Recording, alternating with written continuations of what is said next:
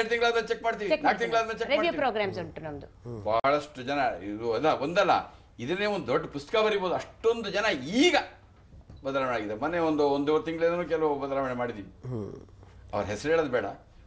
ಈಗಿನ ಪ್ರಸ್ತುತ ಪ್ರಪಂಚದಲ್ಲೂ ಬಹಳಷ್ಟು ಜನಗಳು ಈ ಪ್ರೇಯ ಮಾರ್ಗದಿಂದ, ಪಾತ್ ಆಫ್ ಪ್ಲೆಸೆಂಟ್ ಇಂದ ಪಾತ್ ಆಫ್ ಗುಡ್ ಶ್ರೇಯ ಮಾರ್ಗಕ್ಕೆ ಬಂದವರಿದ್ದಾರೆ. ಈಗ ನೀವು ಇದೆಲ್ಲ ಜೊತೆಯಾಗಿ ಮಾಡ್ತಾ ಇರೋದು 29 ವರ್ಷ ಆಯಿತು. ನಾನು ಶುರು ಮಾಡಿ 29 ವರ್ಷ ಆಯ್ತು. ಇವರು ಜೊತೆನಲ್ಲಿ ಇದ್ರು. ಅಲ್ಲ, ಪೂರ್ಣಕಾಲಿಕ ಬರೋ ಮೊದಲು ನಿಮ್ಮ ಜೊತೆ ಬರ್ತಾನೆ ಇದ್ರು. ಜೊತೆಯಲ್ಲೇ ಇದ್ರಿ 29 ವರ್ಷ ಈ ತರಬೇತಿನಲ್ಲಿ. 72ರಿಂದ ನೀವು ಜೊತೆಯಲ್ಲಿ ಗಂಡ ಹೆಂಡತಿ ಆಗಿದ್ರಿ. ನಿಮ್ಮ ಮುಂದಿನ ಉದ್ದೇಶ ಮತ್ತು ಗುರಿ ಏನು?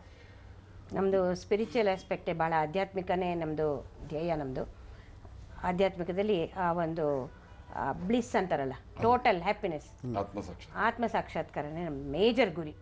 ಅದರಲ್ಲೇ ಆದಷ್ಟು ನಮಗೆ ಯಾವಾಗ ಟೈಮ್ ಸಿಕ್ಕಿದ್ರೂ ಆ ಒಂದು ಸ್ಕ್ರಿಪ್ಚಲ್ಲಿ ಉಪನಿಷತ್ತು ವೇದ ಓದ್ಕೊಂಡು ಸ್ಟಡಿ ಗ್ರೂಪ್ಸಲ್ಲಿ ನಾವಿದ್ದೀವಿ. All the 6 days of the week, Sunday ಒಂದು ಬಿಟ್ಟು ಎಲ್ಲ ದಿವಸನೂ ನಾವು ಸ್ಟಡಿ ಗ್ರೂಪ್ಸಲ್ಲಿದ್ದೀವಿ. ಉಪನಿಷತ್ತು ಅದು ನಮ್ಮ ಸ್ವಾಮೀಜಿ ಚಿನ್ಮಾನಂದರು ಮಿಷನಲ್ಲಿ ಒಂದು ಟೆಕ್ಸ್ಟ್ ಸಿಲೆಬಸ್ ಕೊಟ್ಟಿದ್ದಾರೆ. ಒಂದಾದ್ಮೇಲೆ ಒಂದು ಓದೋದು ಅಂತ, ಒಂದಾದ್ಮೇಲೆ ಟೆಕ್ಸ್ಟ್ ತೊಗೊಂಡು ಅದನ್ನು ಒಂದು ವಾರ ಪೂರ್ತಿ ಅದನ್ನು ಅಧ್ಯಯನ ಮಾಡಿ ಸ್ಟಡಿನಲ್ಲಿ ನಾವೆಲ್ಲರೂ ಒಟ್ಟಿಗೆ ಕೂತು ಒಂದು 10 ಜನ ಕೂತು ಅದನ್ನ ಡಿಸ್ಕಸ್ ಮಾಡ್ತೀವಿ. ಅದರಿಂದ ನಮಗೆ ನಮ್ಮ ವಿವೇಚನಾ ಶಕ್ತಿ ಸ್ವಲ್ಪ ಇಂಪ್ರೂವ್ ಆಗಿದೆ. ಚಿನ್ಮಯಾನಂದ ಜೊತೆಗೆ ಇಲ್ಲಿ ಕರ್ನಾಟಕದ ಸ್ವಾಮಿ ಬ್ರಹ್ಮಾನಂದರು ಬಹಳ ಪ್ರೇರಣೆ ಆಯಿತು. ನಮ್ಮ ಜೀವನದಲ್ಲೂ ಸುಮಾರು 1996ನೇ ಇಸ್ವಿಯಲ್ಲಿ ಸ್ವಲ್ಪ ಹೀಗೆ ಮಾಡ್ಬೇಕು ಹಾಗೆ ಮಾಡಬೇಕು ಅನ್ನೋ ದ್ವಂದ್ವ ಬಂದಾಗ ಆ ಬ್ರಹ್ಮಾನಂದರ ಉಪನ್ಯಾಸ ಕೇಳಿದಾಗ ನಮ್ಮ ಮನಸ್ಸಲ್ಲಿ ಮತ್ತೆ ಸ್ಪಷ್ಟವಾಯಿತು. ಇದಕ್ಕೇನು ಮಾಡ್ತಾಯಿದ್ವಿ, 1984 ಸುಮಾರು 25 ವರ್ಷಗಳಿಂದ ನಾವು ಸ್ವಾಧ್ಯಾಯ ತರಬೇತಿಗಳನ್ನು ನಡೆಸ್ಕೊಂಡ್ಬರ್ತೇವೆ. ಉಚಿತ ಅದು. ವಾರಕ್ಕೆ ಒಂದು ದಿನ 1.5 ಗಂಟೆಗಳ ಇಂಥದ್ದು ಒಂದು 7-8 ಸ್ವಾಧ್ಯಾಯ ತರಬೇತಿಗಳನ್ನು ನಾವು ನಡೆಸ್ಕೊಂಡ್ಬರ್ತೇವೆ. ಸ್ಟಡಿ ಗ್ರೂಪನ್ನು 6:30 ಇಂದ 8 ಸೋಮವಾರ ದಿವಸ ನಾವು ಮೀಟ್ ಮಾಡ್ತೀವಿ ಒಂದು ಕಡೆಯಲ್ಲಿ. ನಮ್ಮ ಮನೇಲಿ ನಡೀತಾ ಇತ್ತು. ಒಬ್ಬೊಬ್ಬರ ಮೆಂಬರ್ ಹುಷಾರಿಲ್ಲ ಅಂತ ಹೇಳಿ ಅವ್ರ ಮನೇಲಿ ಹೋಗಿ ಹೋಗ ಆ ಥರದ್ದು ಇಂಥದ್ದು 5-6 ಸ್ವಾಧ್ಯಾಯ ಗ್ರೂಪ್ ಸ್ವಾಧ್ಯಾಯ ತರಬೇತಿ. ಅದಲ್ಲದೆ ನಾನು ಬಾಲ್ವಿಹಾರ ಅಂತ ನಡೆಸ್ತಾ ಇದ್ದೀನಿ. ಮಕ್ಕಳಿಗೆ ಬಾಲ್ವಿಹಾರಲ್ಲಿ ತತ್ವಗಳು ತಿಳಿಸ್ಕೊಳ್ಳೋ ಸ್ಟೋರಿ ಮೂಲಕ, ಭಜನ್ನು ಸಾಕಷ್ಟು ಅವರಿಗೆಲ್ಲ ತರಬೇತಿ ಮಾಡಿ ವಾರಕ್ಕೆ ಒಂದ್ಸಲ ಮಕ್ಕಳು ಮೀಟ್ ಮಾಡ್ತಾರೆ ನಮ್ಮನ್ನು. ನೀವು ಹೇಳಿದ ಗುರಿ ಕೇಳಿದ್ರಿ. ಒಂದು ಆಧ್ಯಾತ್ಮಿಕ, ವೈಯಕ್ತಿಕ ಆಯಿತು. ಆತ್ಮ ಸಾಕ್ಷಾತ್ಕಾರ ಅಥವಾ ಮುಕ್ತಿಯನ್ನು ಪಡೆಯೋದು ಪ್ರತಿಯೊಬ್ಬರ ಜೀವನದ ಅಂತಿಮ ಗುರಿ ಅದು. ಆಮೇಲೆ ಮಾಡ್ತಾ ಇರೋವಾಗ ಔದ್ಯೋಗಿಕ ಕೊಡುಗೆ ಏನಂತಂದರೆ, ನಮ್ಮ ಸಂಸ್ಥೆ ಏನು 1996ನೇ ಇಸ್ವಿನಲ್ಲಿ ಪ್ರಾರಂಭ ಮಾಡಿದ್ವು. ಈಗ ನನಗೆ ಇದು ಸ್ಪಷ್ಟವಾಗಿದೆ. ಪ್ರಪಂಚದಲ್ಲಿ ಮ್ಯಾನೇಜ್ಮೆಂಟ್ ಟ್ರೈನಿಂಗ್ನಲ್ಲಿ ನಮ್ಮ ಈ ಭಾರತ ದೇಶ they are the leaders. And ನಾವು ಒಂದು ಪಾತ್ರವನ್ನು ಮಾಡೇ ಮಾಡ್ತೀವಿ.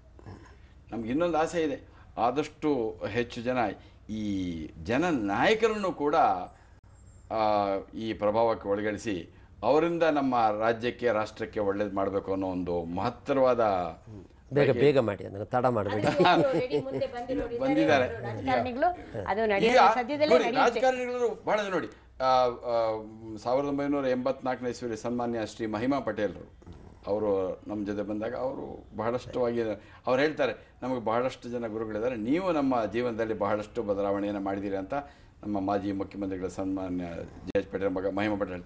ಈಗ ಬಹಳಷ್ಟು ಜನ ನಮ್ಮ ಇವರು ಸನ್ಮಾನ್ಯ ಶ್ರೀ ರಾಮಚಂದ್ರಗೌಡರು ಈಗ ಏನು ಮಂತ್ರಿಗಳಿದ್ದಾರೆ, ಅವರು ನಮ್ಮ ಕಾರ್ಯಕ್ರಮದಲ್ಲಿ ಭಾಗವಹಿಸಿ ಹೇಳಿದ್ದಾರೆ, ಇದು ಬಹಳ ವಿಶೇಷವಾದ ಕಾರ್ಯಕ್ರಮ, ಇವ್ರು ಮಾಡ್ತಾ ಇರೋ ಶೈಲಿ ಇದೆ, ಆದಷ್ಟು ಜಾಸ್ತಿ ಜನಗಳನ್ನು ತರಬೇತಿ ಮಾಡಿ ಅಂತ ನಮಗೆ ಒಂಥರ ಇದು ಮಾಡಿ ಸಹಕಾರ ಮಾಡ್ತಾರೆ. ಇದು ಒಳ್ಳೆ ಕೆಲಸ, ಪರಮಾತ್ಮನ ಅನುಗ್ರಹ ಇದೆ, ಜನಗಳ ಸಂಪರ್ಕ ಐತೆ. ಈ ಮಾಧ್ಯಮನೂ ಈ ಕೆಲಸ ಮಾಡಿ ನಮ್ಗೇನು ಹೇಳೋದಂದರೆ, ಆದಷ್ಟು ಜನಗಳನ್ನು ಒಳ್ಳೆ ಜನಗಳನ್ನಾಗಿ ಮಾಡಿ, ಒಳ್ಳೆ ನಮ್ಮ ದೇಶದಲ್ಲಿ 2 ಮುಖ್ಯ. ಬರೀ ಆಧ್ಯಾತ್ಮದ ಪ್ರಗತಿ ಆದರೆ ಮಾತ್ರ ಸಾಲದು, ಜನಗಳ ಇದು ಏನು ಪ್ರಾಸ್ಪೆರಿಟಿ ಬರಬೇಕು, ದೇಶನೂ ಮುಂದಕ್ಕೆ ಬರಬೇಕು, ಮೆಟೀರಿಯಲಿಸ್ಟಿಕಲ್ ಪ್ರೋಗ್ರೆಸ್ಸು ಆಗಬೇಕು, ಪ್ಲಸ್ ಆಧ್ಯಾತ್ಮಿಕ ಪ್ರೋಗ್ರೆಸ್. ಬರೀ ಆಧ್ಯಾತ್ಮನೇ ಮಾಡಿ ಅಲ್ಲ, ನೀವು ಇವರಿಗೆ ಹೇಳಿರೋದು ಅವ್ರ ಮನಸ್ಸಿನಲ್ಲಿ ಬದಲಾವಣೆ ಆಗಬೇಕು, ಉಳಿದಿದ್ದೆಲ್ಲ ತಾನೇ ಆಗುತ್ತೆ. ಮನಸ್ಸು ಚೇಂಜ್ ಆಗಿಬಿಟ್ರೆ ಎಲ್ಲ ಚೇಂಜ್ ಆಗುತ್ತೆ. ಆ ಮನಸ್ಸನ್ನು ಬದಲಾವಣೆ ಮಾಡುವಂಥ ಶಕ್ತಿಯನ್ನು ಪರಮಾತ್ಮ ನಮಗೆ ಗುರು ಹಿರಿಯಗಳ ಆಶೀರ್ವಾದದಿಂದ ಚೆನ್ನಾಗಿ ಕೊಟ್ಟಿದ್ದಾನೆ. ಇದು ಇನ್ಸ್ಟೆಂಟ್ ಆಗಕ್ಕೆ ಸಾಧ್ಯ ಇಲ್ಲ ಅಲ್ವಾ? ಇದು ಇನ್ಸ್ಟೆಂಟ್ ಆಗಕ್ಕೆ ಸಾಧ್ಯ, ಇದು ಹೂ ಅರಳೋದಕ್ಕೆ ಟೈಮ್ ಬೇಕು. ಆದ್ರಿಂದ ನಾವು 10 ಸೆಷನ್ ಇಡೀ ದಿನ ಅವ್ರನ್ನ ಒಂದು ಪ್ರೊಸೆಸ್ ತಗೊಂಡು ಹೋಗಿ ನಿಜವಾಗ್ಲೂ ಇದು ಪರಿವರ್ತನೆ ಆಗಿರೋದು ನಾವು ಒಂದೇ ಸರಿ ಮಾಡಲ್ಲ, 1 ತಿಂಗಳು ಯಾಕೆಂತಂದ್ರೆ ಕಲ್ತಿದ್ದನ್ನ ಅವ್ರು ಅನುಷ್ಠಾನ ಕೈ ಹಿಡಿದು ಮಾಡೋದು ಅಂತಾರೆ.